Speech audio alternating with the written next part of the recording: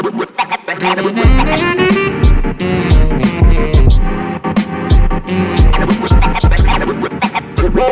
going on, guys? This is JR, also known as Only My 2 Cents, here at the Day One Studio, doing a quick interview so y'all can get to know me. Thanks for tuning in. Cheers! Where I got my name, Only My 2 Cents, from, actually was back in the day when I used to write poetry, like in middle school. Always like a poet head, you know. And I always kept it to myself. And me and my best friend, my middle school and high school best friend, we found out that we all both wrote poetry, and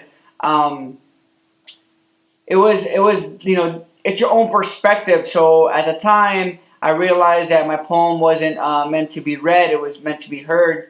Then I got introduced to spoken word poetry. So when we first performed, I had to kind of talk myself into don't be afraid of your words. This is your perspective, and that's the mentality I took. I was like, fuck that shit. This is my perspective. I can say whatever the fuck I want to say because it's me. I can put anything out there because it's all part of me.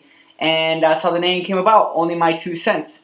Any advice I would give, anything I would say, it's those are only my 2 cents. I'm not here to put judgment on you. I'm not here to tell you right or wrong. If it comes down to it, this is what I think, and those are only my 2 cents. And it's always been part of my life, with my artwork, with my poetry, everything that I do has always been only my 2 cents. So that's where the name comes from. True. How I started drawing, I think I was young, man. I think I was 5 to 6 years old, and at the time, that's when Ninja Turtles was popping, right? I'm a big Ninja Turtle head. If anyone knows me, you already know that. I have hella collectibles, but yeah. So Ninja Turtle was big at the time, and we didn't have money. We were poor as shit, you know. And I had two friends, neighbors. They had the Ninja Turtles that were a turtle, and you open the shell, and then you interchange the head it swivels, and it turns into a Ninja Turtle. Man, those things are so fucking dope. I still want one to this day. But yeah, it opens the back, and these two kids are playing their brothers. So they both have them, and I asked them if I can play with them. They said nah, and I was like, oh, that's well, fuck y'all. You know what I'm saying? But then my mom bought me Ninja Turtle coloring book. So what I did is I would color it, and when I was done with the whole book, I was fucking bummed. I was like, oh shit, well, what am I gonna do now? And I got white sheets of paper, and I would start tracing the Ninja Turtles, and I just kept doing that, and I would recolor them. And at one point, I tried to make the kids jealous because I had a coloring book and they didn't. While they were playing with the Ninja Turtles, I ended up cutting out the pages from the coloring book, and I would put them on the ground. I would play with them like this. But the only thing that sucked is if Leonardo jumped over, he couldn't flip. You know what I'm saying? So because there's nothing in the back page. So what I would do is he would have to backflip his way back around. Shit's hilarious. But yeah, man, that's how I initially started to draw by tracing, and ever since middle school, high school, I've always doodled everywhere. I drew everywhere in my books.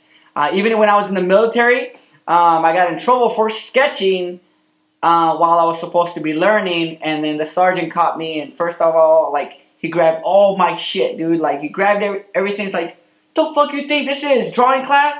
And throws all my shit in the floor, and I was like, fuck. So I'm picking it up, and then afterwards, he pulls me aside. He's like, hey, I need you to draw the graduation t-shirts. He didn't say it that nice, by the way. And then he's like, yeah, so you got I think 4 or 5 days to draw it. And he's like, and don't let me fucking catch you drawing that shit. So I was like, what the fuck? I was like, how am I supposed to do it? Okay, I'll draw it, but when? So I would stay up to 2 in the morning in the bathroom because there's nobody there drawing the fucking t-shirts, which I still have, by the way. Crappy ass drawing under stress and shit. until I think about 4 or 5 years ago, I started taking it more serious. My excuse was always like, I don't have enough money to be paying for these fucking color pencils, markers, pencils. And markers, Copic markers is expensive. They're like $8 a piece sometimes. And that was my excuse. And for a while, like, I was like, nah, you know what? Fuck that. Like, no excuse. Like, I'm gonna make that shit happen. I went to like Michael's. I had like a 40% coupon. I bought like a $50 pack. And it came like with 5 markers. And I just started going in. I started drawing, right? And I would tag them. At the time, Instagram was like, the algorithm wasn't as fucked. So I would tag them and I would reach out to them like, yo, I'm gonna keep drawing with your shit until you sponsor me. And it was like little jabs. Like, it wasn't even like something that I expected them to reply. And I think I started doing 30-day challenges where I would just draw with a brand's whatever they had, markers, color pencils, and I would just draw that every single day for 30 days. And they saw that, and then that's when they hit me up, and they were like, yeah, well, we're down to sponsor you. We're down to sponsor one of your 30-day events. So once I did Copic markers, I ended up doing other companies, and it just grew from there. I draw live stream drawing, and people get to watch the process and how stressful it is and how long it takes me to draw one thing. And at the end of the drawing, I usually do a run of like 20 to 25 t-shirts, which is I think it's pretty cool. You know what I mean? Like, you get to see it from the drawing, the brainstorming stage, and how it gets refined and actually gets put on a t-shirt that you can wear. So that's pretty dope.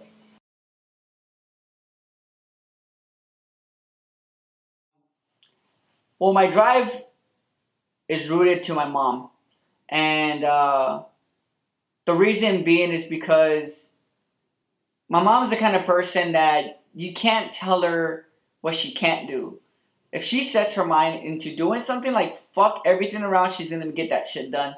And I think when I was brought up, we were brought up like, poor, like shit, sometimes like homeless, and we made ourselves, my mom sacrificed a lot to get me to where I'm at now.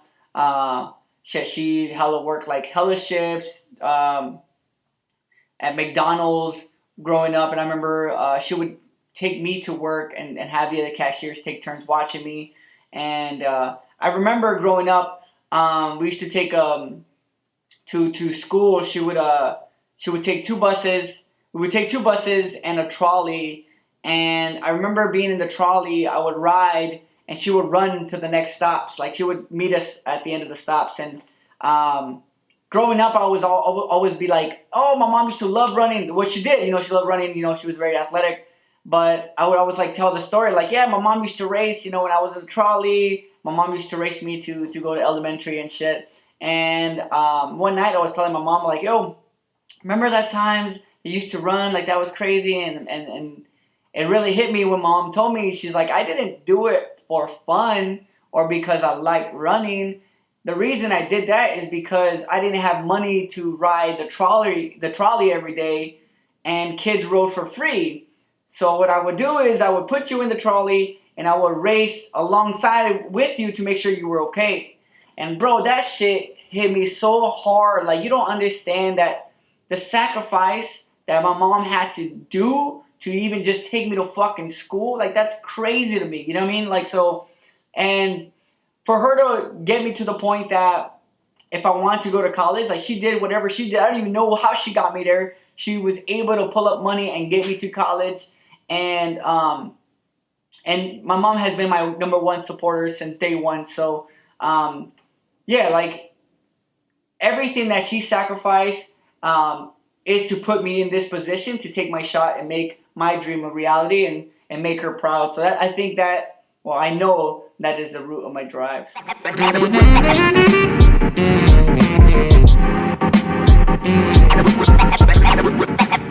Alright guys, so thank you guys for tuning in. I appreciate you guys for just checking my page out. If you're not following, go ahead and follow Only My 2 Cents on Instagram, also on Facebook.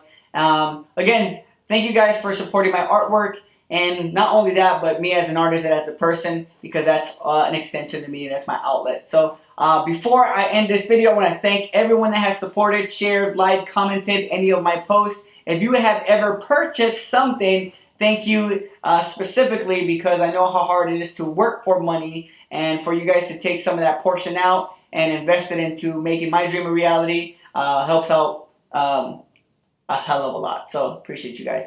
All right, with that said, catch y'all later. Peace.